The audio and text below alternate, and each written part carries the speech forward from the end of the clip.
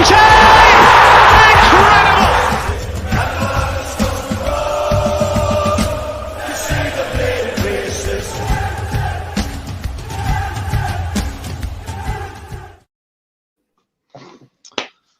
afternoon, good evening. Welcome back to the Big Tune Chat with myself, and of course I've got Sam alongside with us, as always, the lovely Sam. And joining us today is Bradley, and we have Charlie as well. So welcome to the channel, guys. I'll get to you in a second, but Sam, I just want to pick up on you quickly, just on the Burnley result. In a few words, how did you see that game? Very unexpected. The first half was abysmal, second half was better, puts us in a better position. So yeah, we just don't know what the team are going to do. We didn't know if the team would win again before the end of the season. So delighted, needed it. It happened. So, you know, let's see what happens next. Yeah, I mean, the next game is basically a team chasing the top four versus a team trying to get away from the bottom four. So it's a bit of a weird game, but I think it's going to be a good game because I know we've got a good record at home against West Ham. So, Bradley, I'm going to come to you first, since you're the most furthest away in distance. I know you're in the USA, so I know there's a bit of a connection issue there. How do you think the game will go on Saturday lunchtime against Newcastle?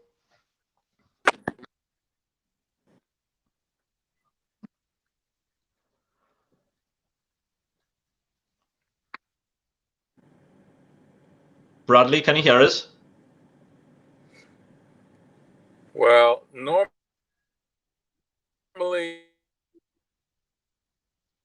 Newcastle.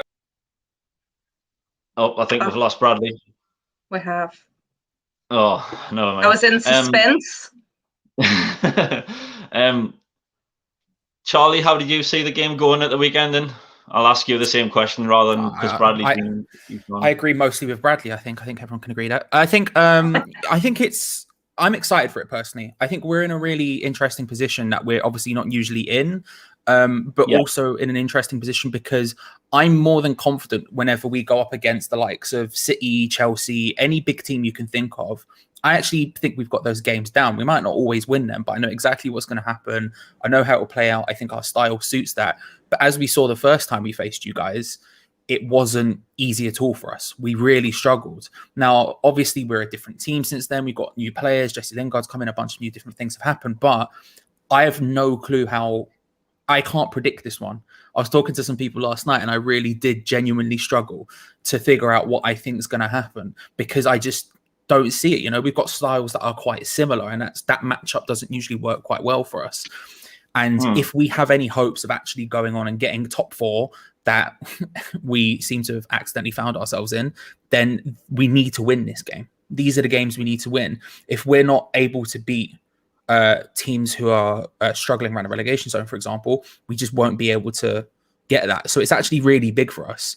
And you'd be surprised how much trepidation there is around the fan base at the moment around facing Newcastle. There was a lot more than it is going up against Chelsea next week or anyone else. We're actually quite scared. Sam, just looking at West Ham's form against Newcastle at St James's Park since the year 2000, Newcastle have won 9, drawn 6, and lost only twice at St James's against West Ham. The most recent one was in 2018, a 3-0 defeat.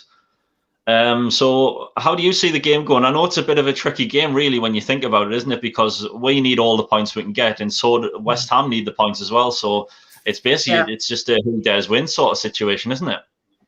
Yeah, I mean, we have a good record, but you know, in this current season, it really means nothing because it's so different with no fans. You know, as Charlie said, West Ham are in a position that they probably would never have imagined they would be in this season. So, you know, it's uncharted territory. We probably thought we maybe wouldn't be as close to the bottom. I like the record that we have. I think that both teams, you know, I thought it was good and a bit funny that Charlie said we have similar styles, because I don't think any Newcastle fan would ever say that we have a particular style. It's just, no, I wouldn't. You know, hit and hope. But from the first game of the season, we actually played quite well. So I think, you know, West Ham come out of the traps really fast. I think it'll be a game of two halves. because what we've seen with West Ham is they've maybe struggled a little bit in the latter parts of games, which is when we seem to only come alive. I don't know if it's, I don't know the reason for it, but we only really try to win games in the last, third of the game. So I wouldn't be surprised to see a score draw, just with, both teams kind of potentially attacking it a little bit differently. And I think if we are cute about it and we set up correctly, we could get a score draw. I don't see a win though. I don't see a win. To be honest with you, I don't think any Newcastle fan sees a win against West Ham, really, do they? Bradley, I'm going to come back to you. I'm assuming that your connection's all right now, so I'm going to ask you again just in regards to West Ham's current form, and obviously they're chasing Champions League places. So how do you see the game going against Newcastle at the weekend?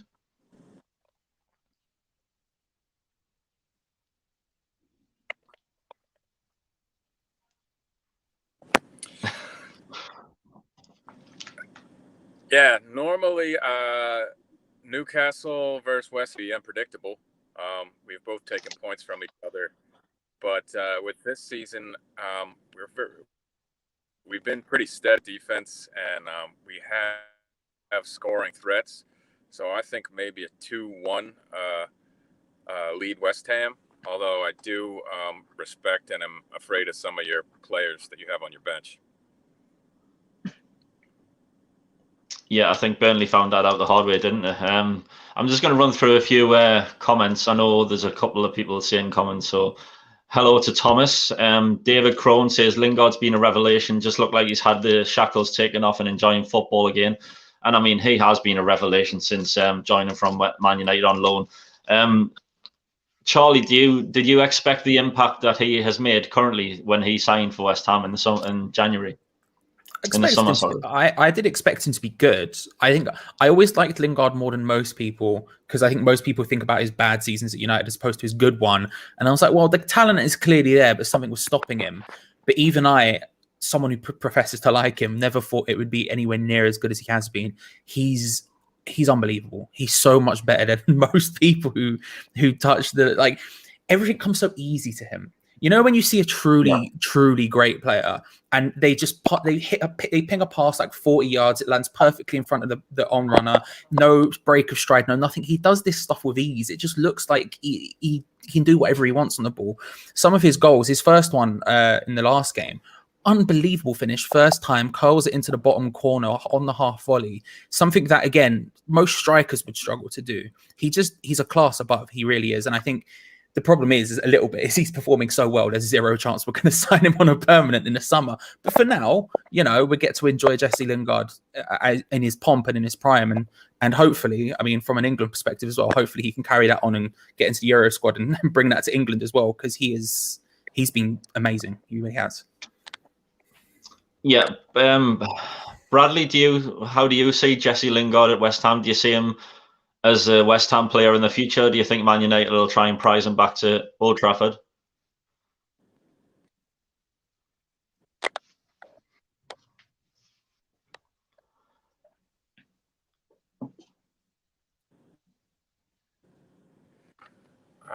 Well, I'm never a fan that respect people coming in from other teams. I won't write them off because they haven't been performing well at their own club. I did not, he was going to make the impact that he did, or have as much pace as he did, or have much quality of finishing ability as he did, as Charlie was talking about. So it's been a joy to have our front line bolstered. I think we've lost him again. I'm just going to continue with the comments, but if he's there, then please just speak up. Stephen's watching. Hiya, Stephen. How are you doing? Geordie, Mike. Hi, guys, and Sam. I think a 2-1. I think both teams will score.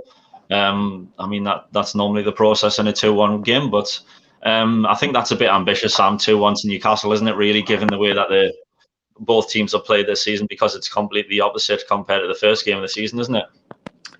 I mean, unless West Ham have a little bit of nerves, unless we play our strongest team and we really press them, If we do this usual sit back, absorb pressure, hit on the brake, and we don't have our best players on, it's not going to suit. So it'll really come down to the team that he puts out.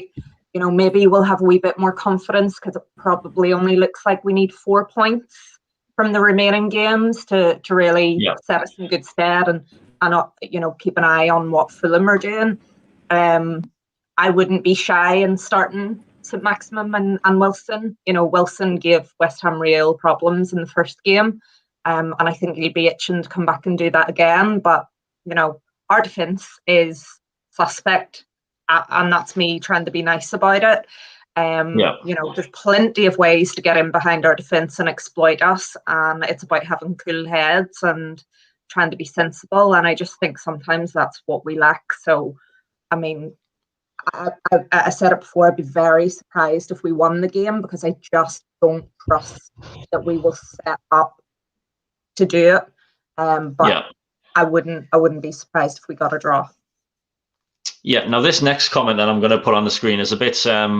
If it's true, this has surprised me really, really a lot. It says, how many clean sheets have Newcastle had this season? The same as West Ham. Now, is that Geordie Mike saying that Newcastle and West Ham have had the same amount of clean sheets, or is that a question? I don't really know.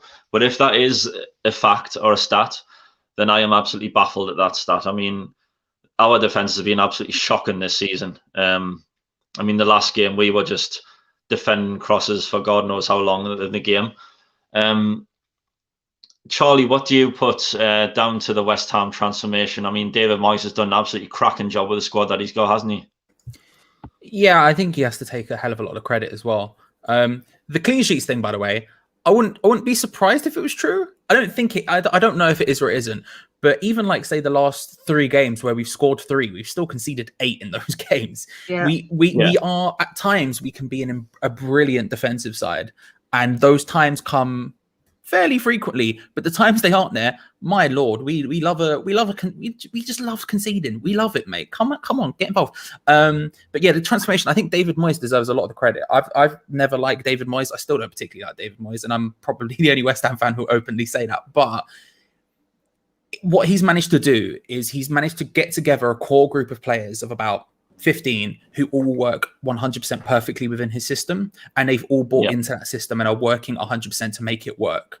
I think you've got people like the signings of people like Souček and Soufal who have come in from Slavia Prague have brought a work rate and a intensity that we just didn't have in those positions beforehand. And then once you add into that Declan Rice, who just continues to get better and better and better, Mikel Antonio has somehow managed to turn in from the worst winger in the world to the best striker we've had in a long, long time. It's a lot of lucky pieces, but what Moyes has managed to do is put it all together in a system that works perfectly for us. And not many teams can handle it. We're so good on the counter-attack. And this is what I mean by similar style to Newcastle, Bruce likes setting up defensively. He likes breaking on the counter-attack. That's his whole thing. David Moyes is very similar. The difference is we are lightning on the counter-attack. There are very, very few teams who can stop us. And that's why we keep scoring an insane amount of goals every game for West Ham. Getting 3 every game for West Ham is, I don't even know what's going on in my life. And it's because we're so good at that. And I think that it should go down to David Moyes, but it's a very lucky thing. It's a bit Leicester. It's very lucky. We've just it just sort of all comes together at once in some mad season that I'm going to sit and enjoy while I can. Yeah, I think if you look at the games that West Ham's had during the season, I mean, the Tottenham game, they had to come back in that game. And I know they let a lead slip against Arsenal, or Arsenal done it the other way around. I think it was a 3-3 draw as well. Yeah. I was just about to ask Bradley exactly the same question as to what's on the bottom of the screen, but he seems to have disappeared again. So Sam has a question for yourself. What West Ham players would you have in the Newcastle team? None of them. That's now I know the reason for that, but I don't know if you want to elaborate on that, Sam. No, not at all. The first player that I would take would probably be surprising to people, but I would take Mikel Antonio first and foremost because I just think he's fantastic. Really strong, good work rate. We're lacking a striker apart from Wilson so badly. Everything else we can kind of pitch together. But when we didn't have Callum Wilson, we just, Andy Carroll's not the answer. Linton's not the answer. So, Dwight Gill's not the answer. So I would take him. But, Souček's been absolutely fantastic. I would take Aaron Cresswell. I would take Damien Rice. I would take, Lingard. There's just, So there was an interview that John Joe Shelby did on Talk Sport, and I don't know if you guys have had a chance to get the video clip of it. I've listened to it. Oh my! So firstly, everyone knows I can't fucking stand him. I really dislike the man.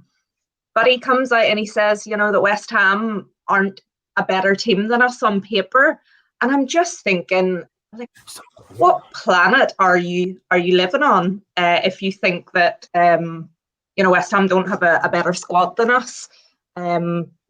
So yeah, I mean, there aren't many that I wouldn't take at this point, because I think especially this season, I find it more and more difficult to really identify the players in our squad that I want to keep, that I would like to be there long term, because I just think it's it's a real transitional time for us at the minute, and a lot of our signings have been kind of bargain basement. We're left with a lot of poor quality players. So, for me, West Ham have a very much, at least half their squad is better than us. And that's the half that I would take.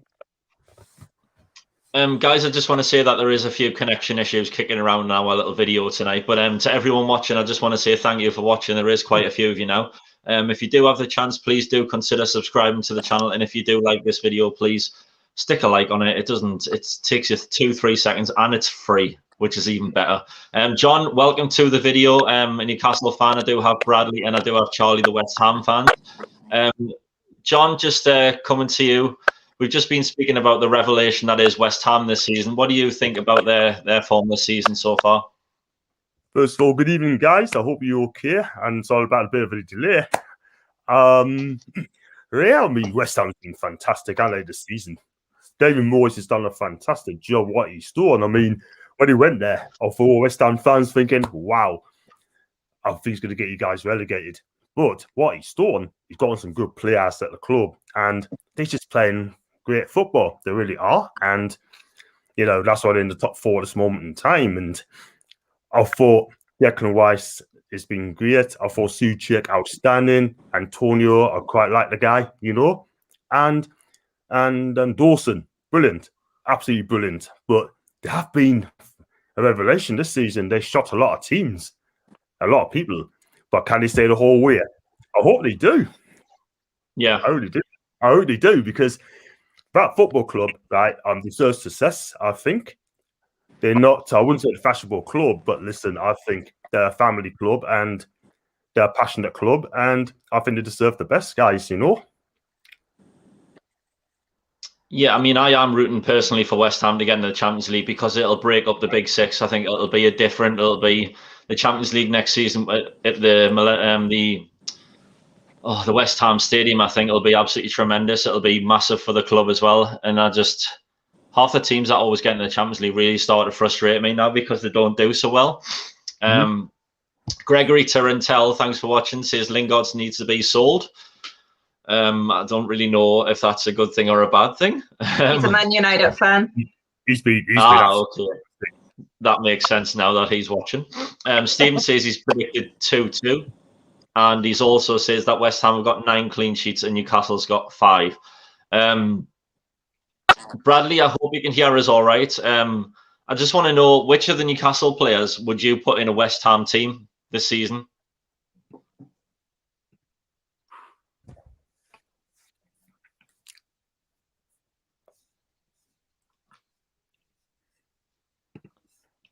I think we've lost him again.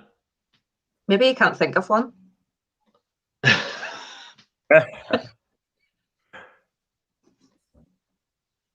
No, lost him. It was too much for him. So David Crone says, Sam drinking on a school night? Never. Sam. David Crone says, I would take Trevor Brooken. Charlie, thoughts on that? he could still probably do a turn. Get him in, see what happens. You know what I mean? We'll do a swap. You can get you get Trevor. We'll take Alan Shearer. We need another striker. We've only got one in the team, so we'll do a little cheeky swap deal. I'm sure it'll work out. John, I'm just going to come back to you. Obviously, West Ham this season, I mean, they've been absolutely tremendous to watch. They've been scoring goals, they've been conceding goals as well, which is always good from a neutral point of view. What do you think of David Moyes? I mean, he's done a cracking job, hasn't he?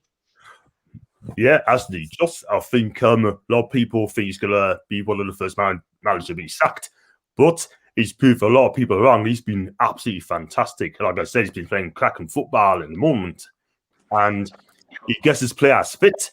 They'll do a lot of running, and they do a lot of passing, and I just think, he should be one of the contenders manager of the season for me, for what he's done. He's not exactly fashionable, if I'm honest with you, but what he's done, I just think it's been brilliant. And I hope that he turns them and keeps them going, because, it's good for a British manager to do so well. And you just touched on as well, like, you'd like to see West Ham in the top 4 at the end of the season. I do as well, man, because at the end of the day, all these big clubs get their own way in the Premier League. And for me, it'd be nice to see someone different, a different team in the Champions League. And it's always going to be the same 6 all the time. And it just gets boring if you could see the same 6 all the time, if you know what I mean. But yeah, I mean, there's a player, like I said, that Jesse Lingard this season. I forgot about him, by the way. I mean, he's been a revelation as well since he's been on loan. Was it 8 goals and 6 assists? And he's back in goals as well, hasn't he? We was after him as well, mind you now. But was he really going to come to Newcastle? Definitely not. But he's always going to go to West Ham. And look what he's done to them.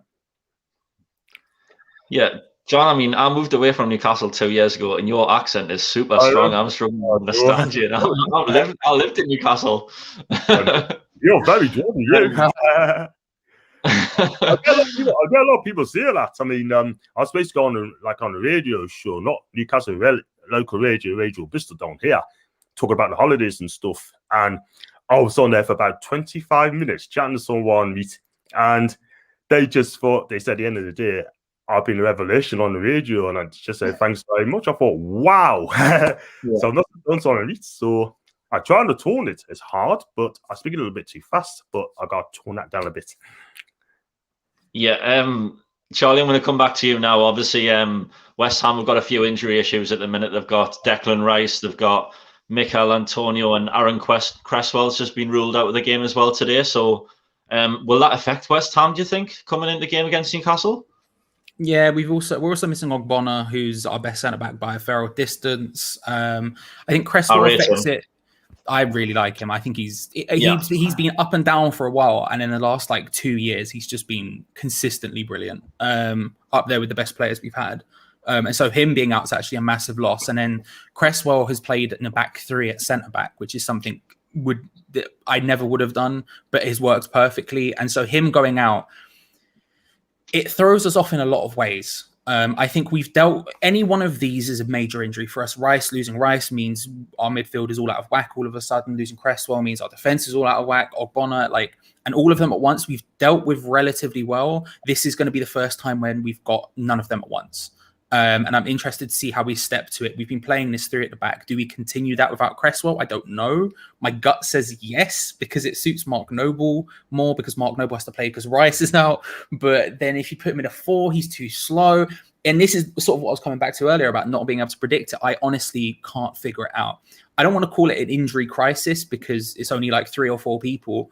And by West Ham standards, that's nothing. Usually we've got 15 people injured at any one time. But because we've got such a thin squad, the second any of these key players are missing, it's a massive, massive problem for us. And so given Ogbonna and Cresswell missing specifically, it wouldn't surprise me if you found a lot of joy. Because all of a sudden that's a back 3 or a back 4, however we end up doing it. That's not really played together that much this season, don't really know each other. And we've been fairly consistent there. Equally so, depending on how you decide to take up the midfield, Souček and Noble, as good as they are, haven't been playing that much together. You will probably start to see success there as well. There's definitely points of weakness of which you can get at in this game because we've got 3 or 4 injuries, but they're all massively key players. Yeah, Sam, obviously, Charlie's just mentioned there about finding success in the midfield. I mean, if the Burnley game is anything to go by, I mean, the gaps in that midfield that we had, I mean, they were absolutely outrageous, weren't they? So I think we're going to struggle to try and create something in midfield. Obviously, Steve Bruce is not going to drop John Joe Shelby, is he? So it's just a case of who comes in alongside him. And I'd like to see Longstaff still stick to his position because I think he deserves it. He ran his socks off against Burnley. So Noble and Souček against Shelby and Longstaff. I mean, there's only one winner there, really, isn't it? I mean, Noble and Souček will just run riot against us, won't they? It really comes down to how he's going to set up. You know, if he goes back to the midfield diamond, we have a chance. I've said since the beginning of the season, in the last season, John Joe Shelby cannot play in a 2 in midfield because he just doesn't work hard enough and he drops too deep. So you're inviting pressure straight away. And one of the problems that we had back end of last season is that when he drops deep, and, you know, there have been claims that he's being asked to by Lascelles, the defence drops deep, they ask him to drop deep. And then all of a sudden you've got half the pitch that you need to cover for these, you know, counter-attacks that we aren't particularly good at. If he plays the diamond, it'll be better. So for me, I would go straight back to the 4 at the back diamond for this match. And I would start with Wilson, St. Maximum, Almiron. And then I would have, you know, for me, I would have Matty, Sean, and John Joe. Probably won't get Matty. We'd probably get Hendrick if we go back to that. Or even, you know, play Richie on the left-hand side of the diamond. It's centre, but I think he could then cover the fullback. That would be what I would go into this team with, because given the injuries the West Ham have at the back, we want to be playing Wilson, Almiron, and Alan St. Maximum, but we need to be able to control the midfield because of the potential for break. But I don't see anything much changing from the Burnley game, which is pretty similar to the Spurs game. I think we'll probably start with a similar team, maybe with just Wilson and Alan St. Maximum in from the start. If he doesn't start them, I think it's scandalous given the injuries that West Ham have. And we really do need to try and be positive from the start instead of chasing the game. But, you know, I didn't realise the extent of the West Ham problems. That makes me think that, you know, we need to be really pushing to get a result. But our game management is poor. And, I think that 2 in the midfield while playing the back 5 is just, you know, you can see it. You saw it when we conceded against Burnley. It just came right through the centre and all the defenders ball watched to the ball, to the byline. And then, you know, it was pick a pass. So, but that's constant. They're the same constant mistakes that we make, and he doesn't change anything. And that's my worry, that will not exploit West Ham's challenges given injuries. We'll just set up the same way and hope for the best. Yeah, I'm just going to put that comment back on screen. David Crone says John's accent is class, man. Sam's is a close second. That's very nice of you, David. And then Charlie, there's one for you here as well.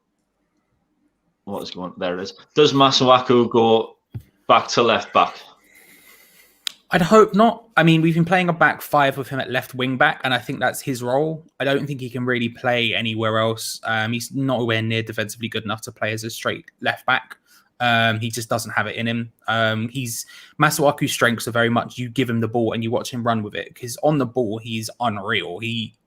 For someone who's played left back his entire career, he dribbles like a world-class winger. Like some of the stuff he does, it's one of those things where the ball stuck to his feet sort of thing. So defensively, all over the shop. My God, don't put him there because it's just a liability. It doesn't matter who you could put in. You could put, who's your slowest player? John Joe Shelby's not fast. Put John Joe Shelby up against him. He will skin him because the guy can't defend to save his life. It's scary. So will he go at left back? Probably not. I suspect he'll start at left wing back and we'll have someone else tuck into Cresswell's position at left centre back. I don't know who it will be yet, probably Balbuena, but yeah, Just watch. I guarantee you it now. You at some point, whoever's playing in that position up against him will be behind him. You're going to think to yourself, "Oh my God, he's in behind," and you won't even see Masuaku won't even be on the screen. I guarantee it now because he has a worse defensive positioning than I do, and I, as you can tell from my svelte physique, I'm clearly a forward. So he's a mess. He's a mess. Yeah. John, I'm just going to come back to you. I would like to think that Steve Bruce keeps with the same formation of obviously Matt Ritchie and Jacob Murphy playing again. But what do you think? I mean, Jacob Murphy has got a bit of a pace. He just needs to work on his defending for me. And I think Matt Ritchie is the natural leader on the pitch. I don't think John Joe Shelby is captain material because you can see like Matt Ritchie barking orders at other people and things like that. Whereas John Joe Shelby just drops his head and walks away. He doesn't really do anything. So would you like to see the same formation with the same players or would you change anything? Look, I'm always a 4-2-3-1 guy, but I just don't think it's going to change. But I'd love to see Shelby dropped, to be honest with you, you know what I mean? But I'm sorry, but he needs to be dropped. But I like to see Joe Willock, my guy. I mean, he's got energy. You want energy in midfield, and Joe Willock provides us that as well. A lot of people haven't mentioned his name, but he goes up and down, He's a good finisher, and he works hard for the team. But back on Jacob Murphy, I agree with you. He needs to work on his defending. He's not the best defender, but going forward, he's got a lovely cross and he can run. And Matt Ritchie, I think, is classy, absolutely fantastic. And he's a leader on the pitch. That's what we need. And Ritchie does things simple, and he works hard for the team. So for me, I think he's going to stick to 5-3-2 again. I like to see ASM start. I want to see Wilson start. I'll drop. Not my mate, Joe Linton. Yeah, we all know about that one. Oh, I know. I've obviously Joe. I want to play Joe Willock up front. That ain't gonna happen. But you got to have Wilson up front. And I mean, Dwight Gale for me, I just don't think he's good enough. I mean, listen. I mean, 3-year contract. If he has signed for it, that's another day. But I mean, he's got to make 1 or 2 changes. And our midfield ain't the strongest as well, but to be honest with you, Tsunami's quite weak and going badly missing Hayden at this moment in time, But at the end of the day, I mean, I'll definitely drop Shelby. I'll play the long staff, so I'll bring Joe Willock in as well. And hopefully, with an engine midfield we've got, we might cause West Ham a few problems this moment. I mean, I don't think you get beat, but that's what I go for. Shelby, I'm sorry, he's done. Yeah, I mean, we've got to start on the front foot. We've got to be positive from the get-go. And I do agree with you there, John. I would bring the long staffs and Willock in because it would add some legs into the midfield because obviously Shelby hasn't got the legs anymore. Charlie, what's your prediction for the game on Saturday then? What do you think is going to happen? I said last night 2-1 to West Ham. I think it's going to be very tight. The thing is this is must win for both of us. This is must win for both of us. And I think in that sense, it's going to be a game where both teams are probably a little bit too scared to go for it full force. And I think what that would end up being is a little bit of a, not one for the neutral, let's say, 8th position on match of the day, let's say. I do think realistically, we have what it takes to win. It's just about finding that space in behind the players that we can do, and that's something Steve Bruce won't let us do too easily. So I'm going to say 2-1. I do think he'll score. I think we'll score. Yeah. Let's screw it 2-1. Yeah. My brain, I can't. Can you tell I'm torn emotionally about this? I'm not certain about it at all. Yeah, I was just going to ask you that, Charlie. Would David Moyes settle for a point? Do you think? Do you think he's going there for all 3 points? It's a good question. Potentially. I mean, the thing is, we've got Chelsea next.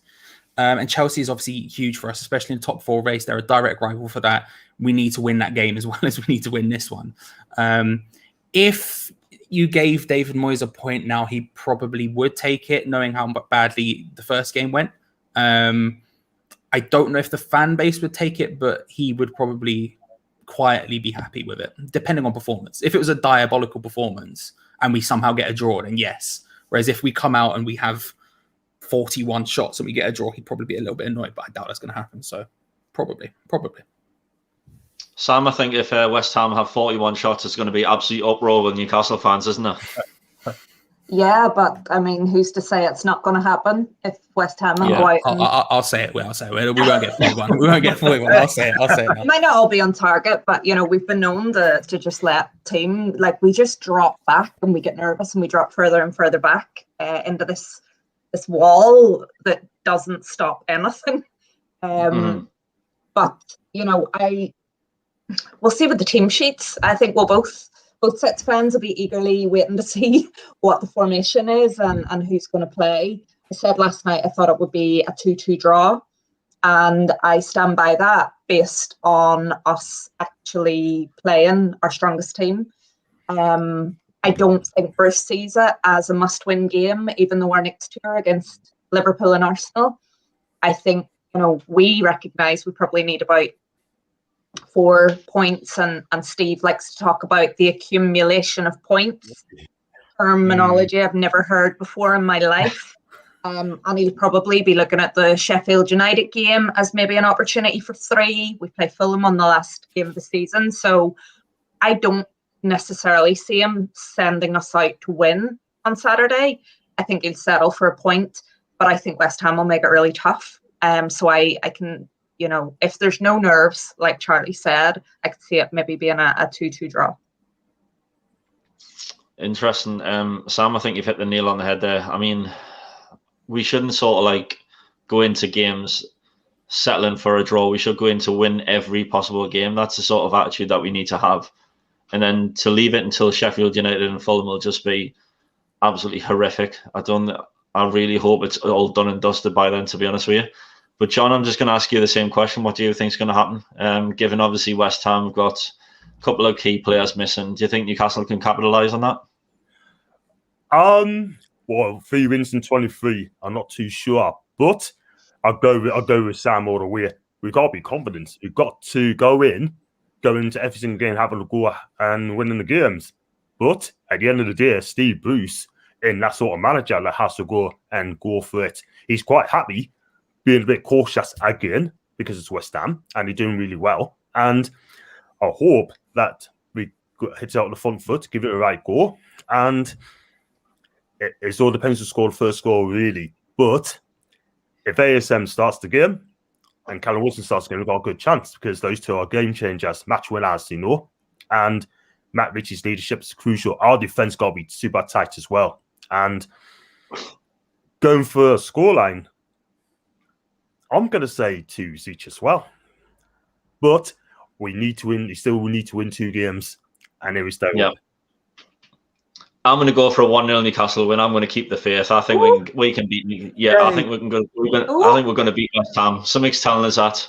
I think we'll get maybe 80 minutes. I think it'll be 0s each still, and then someone will pop up from a header from a corner or a free kick or something and get a much needed goal for Newcastle and 3 more points on the board. So I'm going to go 1-0 Newcastle. It's very ambitious. I'm probably the only person that said that Newcastle could probably beat West Ham. But I'm a Newcastle supporter. I want them to win, so I've got to keep going. My heart, well, it's my head as well. David Crone says when the comment comes up on screen, Charlie, who is your favourite ever West Ham player? Alan Shearer, Joe Cole probably. Joe Cole was like my first love, and he just forever will be. Like you know when you're growing up and you see one player and you just wish you were that player. That was him. Doesn't matter. I grew up in North London, and when we're playing football on the streets, I was Joe Cole. Everyone else is picking Thierry Henry or Berbatov or whoever, and I'm like, no, Joe Cole always. He's forever my boy, and the kid. Sam, I'm going to ask you the same question. Who's your favourite ever Newcastle player? Oh, Newcastle. Well, I thought you were going to ask West Ham. I wouldn't do that to you, Sam. The one player that played for West Ham that I just absolutely love is Kevin Nolan. Just absolutely love him. See him as your assistant coach, and I'm just so jealous because he did so much for our club during a really difficult time. And again, one of those players that was treated appallingly because he cared too much. So love Kevin Nolan. But for Newcastle, I mean, for me, it's either Shearer, Solano, or Gary Speed. Same answer all the time. I get bored saying Alan Shearer because everyone does. And usually for a lot of people, the second choice is then Solano. But yeah, the three S's for me: Shearer, Solano, or Gary Speed. And I actually have Gary Speed on the back of this shirt. Yay! Yeah. I'm going to say of the current squad, I think Sam Maximum's my favourite player. And obviously I grew up watching the likes of Andy Cole, Kevin Keegan, that sort of thing. So I'd like to say Andy Cole is probably my favourite player. Sam Maximum is probably a close second. John, what about you? He's got to be Shearer, top of the tree. Sorry, Sam, I'm not copying you, by the way. I'm going Shearer. I'm going. Oh, but it's going between Ginola or Robert. I keep switching it all the time, but I'm gonna go with just Ginola, and I'm gonna go with the third one. I'm gonna go with is it's a hard one for me. There's so many I can choose. Oh, she's changing all the time. I'm gonna go with Rob Lee. Rob Lee, good shout, yeah. Charlie, there's a comment on screen there saying that you remembers Newcastle beating West Ham in 1996 when Seeley was in goal. We won 3-0, had over 50 attempts at goal. Les Seeley was brilliant that night. Do you remember that night, Charlie, at all? What age was Charlie in 1996? I mean, I was 3-year-old banging it out. You have no idea. I know of the match. I know of the match because it lives mildly in infamy, but I've never actually seen it. I mean, you know, pull out a goalkeeper performance. I remember when we went to Arsenal away the first season they were at the Emirates, and Robert Green was just unplayable. Occasionally you get those games where you could, like you say, 50 shots and yet only 3 went in. Sometimes you get those games. So, you know, Dubravka could probably put out one of those, right? It's easy. Him, Cardallo, one of them. It'll be a beautiful time. I'll tell you what, just very quickly. Nobby Solano, what a beautiful man. That's all I needed to say. I just wanted to say it. Just what a beautiful man. He came to us for like a season. It was a wonderful time. And then he went off to play trumpet somewhere. And we're all happy. Do you know what I mean? Good lad. He's a good lad.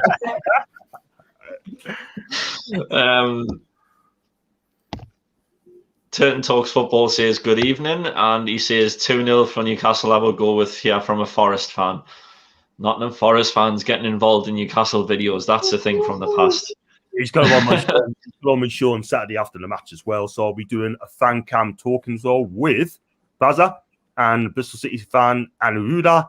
And if anyone wants to come and me chat and talk about the game for about 5-10 minutes, just come on my show and get off your chest and tell us what you thought of the game.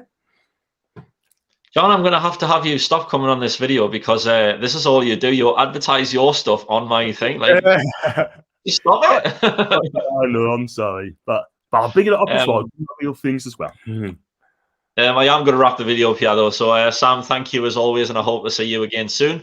Charlie, from Newcastle fan point of view, good luck for Saturday, and maybe speak to you next week after the game and see what you think. John, yeah, you keep doing your own stuff.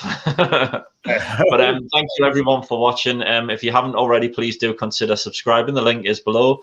And if you like this video, please drop it a like as well. And we will see you on the next video. Thank you very much.